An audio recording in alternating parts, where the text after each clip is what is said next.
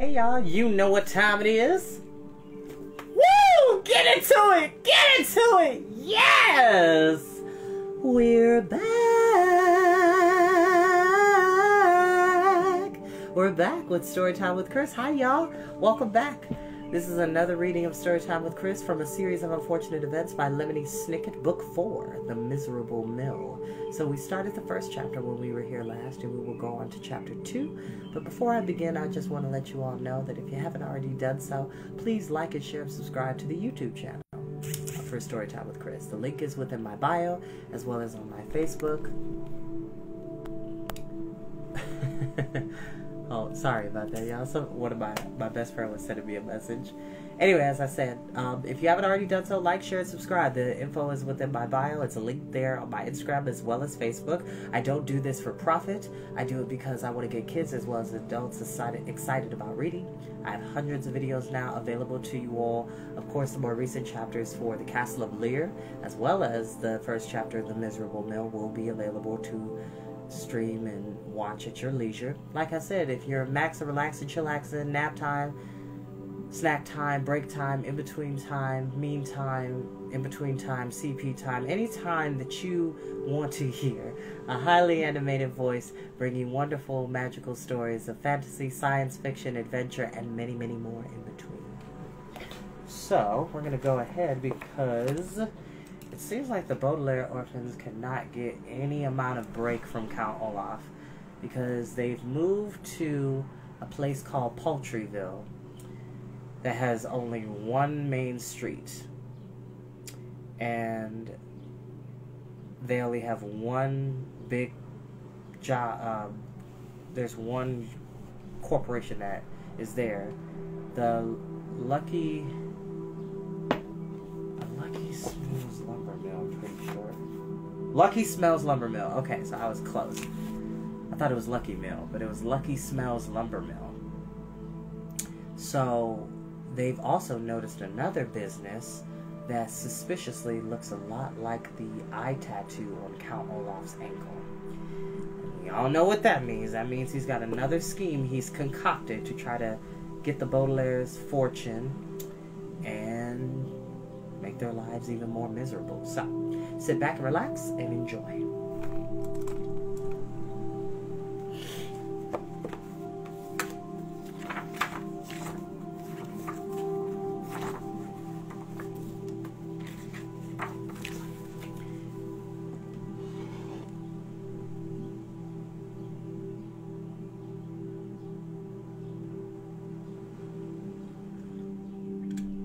Oh, excuse me. Chapter 2. It is much, much worse to receive bad news through the written word than by somebody simply telling you, and I'm sure you understand why. When somebody simply tells you bad news, you hear it once and that's the end of it. But when bad news is written down, whether in a letter, a newspaper, or on your arm in felt-tip pen, each time you read it, you feel as if you're receiving the news again and again.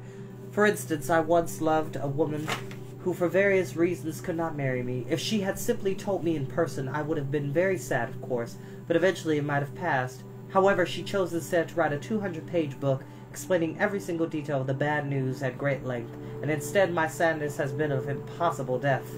When the book was first brought to me by a flock of carrier pigeons, I stayed up all night reading it, and I read it still over and over, and it is as if my darling Beatrice is bringing me bad news every day and every night of my life.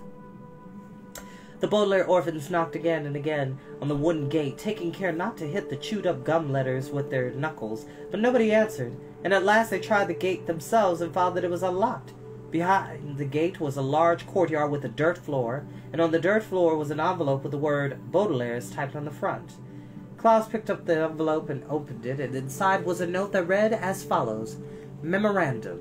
To the Baudelaire orphans. From Lucky Smells Lumber Mill. Subject: your arrival. Enclosed you will find a map of the Lucky Smells Lumber Mill, including the dormitory where the three of you will be staying free of charge. Please report to work the following morning along with the other employees. The owner of Lucky Smells Lumber Mill expects you to be both studious and diligent. What do these words mean? Studious and diligent? Violet asked, peering over Klaus's shoulder. Studious and diligent both mean the same thing, said Klaus, who knew lots of impressive words from all the books he had read. Hard-working. But Mr. Poe didn't say anything about working in the lumber mill, Violet said. I thought we were just going to live here. Klaus frowned at the hand-drawn map that was attached to the note with another wad of gum. This map looks pretty easy to read, he said. The dormitory is straight ahead, between the storage shed and the lumber mill itself. Violet looked straight ahead and saw a gray, windowless building on the other side of the courtyard. I don't want to live, she said, between the storage shed and the lumber mill itself. It doesn't sound like much fun, Klaus admitted, but you never know. The mill might have complicated machines, and you would find it interesting to study them. That's true, Violet said. You never know. It might have had some hard wood, and Sonny would find it interesting to bite it. Snicket! Sonny shrieked. And there might be some interesting lumber mill manuals for me to read, Klaus said. You never know. That's right, Violet said. You never know. This might be a wonderful place to live. The three siblings looked at one another and felt a little better. It is true, of course, that you never know. A new experience can be extremely pleasurable or extremely irritating, and somewhere in between, and you never know until you try it out. And as the children began walking toward the gray, windowless building, they felt ready to try out their new home at the Lucky Smells lumber mill, because you never know. But, and my heart aches as I tell you this, I always know. I know because I have been to the Lucky Smells lumber mill and learned of the atrocious things that befell these poor orphans during the brief time they lived there, and I know because I have talked to some of the people who were there at the time and heard with my own ears at the troublesome story of the children's stay in Paltryville, and I know because I have written down all the details in order to convey to you, my dear reader, just how miserable their experience was. I know, and this knowledge sits in my heart heavy as a paperweight. I wish I could have been at the lumber mill when the Baudelaires were there, because they didn't know. I wish I could tell them what I know as they walked across the courtyard, raising small clouds of dust with every step. They didn't know, but I know and wish they knew, if you know what I mean. When the Baudelaires reached the door of the gray building, Klaus took another look at the map, nodded his head, and knocked. After a long pause, the door creaked open and revealed a confused-looking man whose clothes were covered in sawdust. He stared at them for quite some time before speaking. "No one's knocked on this door," he said finally, "for 14 years. Sometimes when somebody says something so strange that you don't know what to say in return, it's best to just politely say, "How do you do?"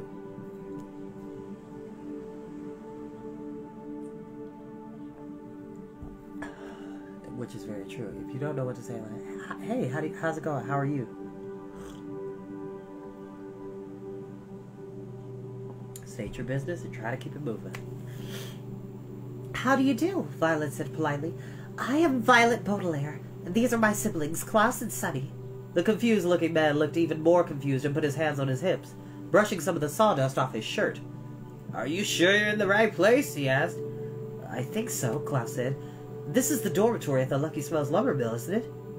"Yes," the man said, "but we're not allowed to have visitors." "We're not visitors," Violet replied. "We're going to live here." The man scratched his head, and the Baudelaires watched as sawdust fell out of his messy gray hair. "You're going to live here? At the Lucky Smells lumber mill?" "Shigam!" Sonny shrieked, which meant, "Look at this note." Klaus gave the note to the man, who was careful not to touch the gum as he read it over. Then he looked down at the orphans with his tired, sawdust-sprinkled eyes. "You're going to work here, too? Children working in a lumber mill is a very difficult job. Trees have to be stripped of their bark and sawed into narrow strips to make boards. Boards have to be tied together into stacks and loaded onto trucks. I must tell you that the majority of people who work in the lumber business are grown-ups. But if the owner says you're working here, I guess you're working here. You better come inside." The man opened the door further, and the Baudelaire stepped inside the dormitory. "My name's Phil, by the way," Phil said. "You can join us for dinner in a few minutes, but in the meantime I'll give you a tour of the dormitory." Phil led the youngsters into a large, dimly lit room filled with bunk beds, standing in rows and rows on a cement floor. Sitting or lying down on the bunks were an assortment of people, men and women, all of whom looked tired and all of whom were covered in sawdust. They were sitting together in groups of 4 or 5, playing cards, chatting quietly, or simply staring into space, and few of them looked up with mild interest as the 3 siblings walked into the room. The whole place had a damp smell, a smell rooms get when the windows have not been opened for quite some time. Of course, in this case, the windows had never been opened because there weren't any windows, although the children could see that somebody had taken a ballpoint pen and drawn a few windows on the gray cement walls. The window drawing somehow made the room even more pathetic, a word which here means depressing and containing no windows, and the Baudelaire orphans felt a lump in their throats just looking at them. "This is the room where we sleep," Phil said. "There's a bunk over there in the far corner that you three can have. You can store your bag underneath the bed. Through that door is the bathroom, and down that hallway over there is the kitchen. That's pretty much the grand tour. Everyone, this is Violet, Klaus, and Sonny. They're gonna work here." "But they're children," one of the women said. "I know," Phil said, "but the owner says they're gonna work here, so they're gonna work here." "By the way," Klaus said, "what is the owner's name? Nobody has told us." "I don't know," Phil said, stroking his dusty chin. "He hasn't visited the dormitory for 6 years or so. Does anybody remember the owner's name?" "I think it's Mr. something," one of the men said. "You mean you've never talked to him?" Violet asked. "We never even see him," Phil said. "The owner lives in a house across the storage shed and only comes to the lumber mill for special occasions. We see the foreman all the time, but never the owner." "Teruka?" Sonny asked, which probably meant, "What's a foreman?" "A foreman," Klaus explained, "is someone who supervises workers. Is he nice, Phil?" "He's awful," one of the other men said, and some of the others took up the cry. "He's disgusting. He's terrible. He's revolting. He's the worst foreman the world has ever seen." "He is pretty bad," Phil said to the Baudelaires. "The guy we used to have, Foreman Fierstein, was okay, but last week he stopped showing up. It was very odd. The man who replaced him, Foreman Flacatono, is very mean." Okay, kids. I'm gonna let you take a wild guess as to who this new foreman of the lumber mill is, with the name Foreman Flacatono. "You'll stay on his good side if you know what's good for you." "He doesn't have a good side," a woman said. Now, Phil said. "Everything and everybody has a good side. Come on, let's have our supper." The Baudelaire orphans smiled at Phil and followed the other employees of the Lucky Smells lumber mill into the kitchen, but they still had lumps in their throats as big as their lumps in the beef casserole that they ate for supper. The children could tell from Phil's statement about everything and everybody having a good side that he was an optimist. Optimist is a word which here refers to a person such as Phil, who thinks hopeful and pleasant thoughts about nearly everything. For instance, if an optimist had his left arm chewed off by an alligator, he might say in a pleasant, hopeful voice, "Well, this isn't too bad. I don't have my left arm anymore, but at least nobody will ever ask me whether I'm right-handed or left-handed." But most of us will say something more along the lines of, "Ah, my arm!" The Baudelaire orphans ate their damp casserole, and they tried to be optimists like Phil, but try as they might, none of their thoughts turned out pleasant or hopeful. They thought of the bunk bed they would share in the smelly room with windows drawn on the walls. They thought of doing hard work in the lumber mill, getting sawdust all over them, and being bossed around by Foreman Flacatono. They thought of the eye-shaped building outside the wooden gate, and most of all, they thought of their parents. Their poor parents, whom they missed so much and whom they would never see again. They thought all through supper, and they thought while changing into their pajamas, and thought as Violet tossed and turned in the top bunk, and Klaus and Sonny tossed and turned below her. They thought as they did in the courtyard. Excuse me. That you will never know, and that their new home could still be a wonderful one. But they could guess. And as the Lucky Smells employees snored around them, the children thought that about all their unhappy circumstances and began guessing. They tossed and turned and guessed and guessed. By the time they fell asleep, there wasn't a single optimist in the Baudelaire bunk.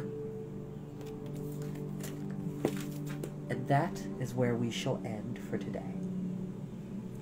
Which is interesting because I, myself, consider myself to be an optimist. I like to look at the positive aspects of things, but I call myself, and have called myself ever, probably since senior year of high school, an optimistic realist. A realist is someone who faces things at face value and brings about the facts of a situation and faces the reality of what's going on at that time. So, for example, an optimistic realist can be someone who... Okay, for example, the Titanic. The Titanic was a major voyage. It unfortunately sank when it hit an iceberg, and a lot of people, unfortunately, passed away and lost their lives because of the sinking of the ship. A realistic optimist could say, what happened was terrible and tragic, but at least the ones that are still alive are still here to tell the story. That's a realist, optimistic realist. Someone who looks at a situation from a very grounded, real-world perspective, but also acknowledges the brighter points of the moment. Which, yes, a lot of people did die, unfortunately, but there's still people here to survive, who have survived and are able to tell the story and are able to make an effort to not let a repeat of that happen in the future. So that's me.